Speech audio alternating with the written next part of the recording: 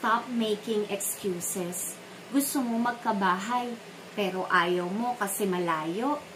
Maraming tao ang gustong magkaroon ng sariling bahay, pero nung nalaman nilang mga 1 hour or more than 1 hour ang biyahe mula sa Manila, biglang umaatras. Pero ang tanong, may mabibili ka pa ba sa sahod mo sa loob mismo ng syudad?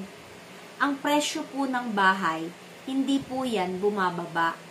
Pero ang tanong, tumataas po ba yung sahod nyo kasabay ng pagtaas ng presyo ng bahay? Kung hanggang ngayon iniisip mo pa rin kung bibili ka, panoorin nyo po ang video na ito hanggang dulo. Dahil baka sa sobrang tagal mong maghintay, wala ka nang mabiling bahay sa budget mo. Maghihintay ako hanggang afford ko na ang bahay sa city. Mali po yun. Ang property ay hindi cellphone na bumababa ang presyo habang tumatagal.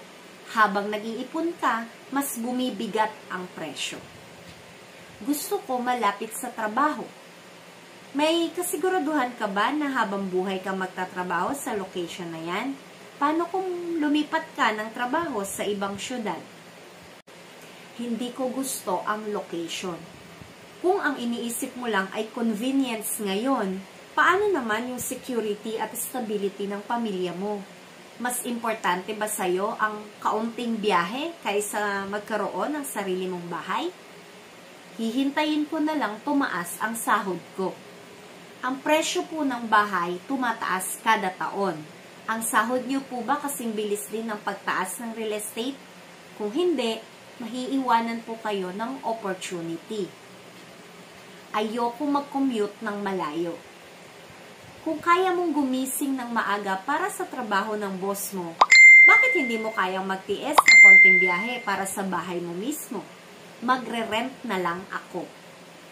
Magkano po ba ang rent mo? Ilang taon ka na nagbabayad ng renta?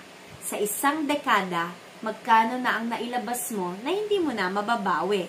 Samantalang kung nag-invest ka sa bahay, may sarili ka na sanang property. Kung seryoso ka magkaroon ng sariling bahay, huwag mong hayaang takutin ka ng distance. Ang tanong, gusto mo bang tuloy-tuloy kang nagbabayad ng renta habang naghihintay ng perfect na bahay hindi mo pa naman afford? O magpapasya ka ng ngayon at sisimulan ang pagbuo ng sarili mong investment?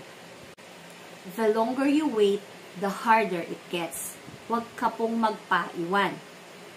Para malaman niyo po ang best options na pasok sa budget ninyo, this is Natalie Concha of VS Concha Realty. Maaari po kayong mag-message sa akin para kayo ay i-assist ko. Tandaan, ang real estate is for everyone. Let's learn and grow together.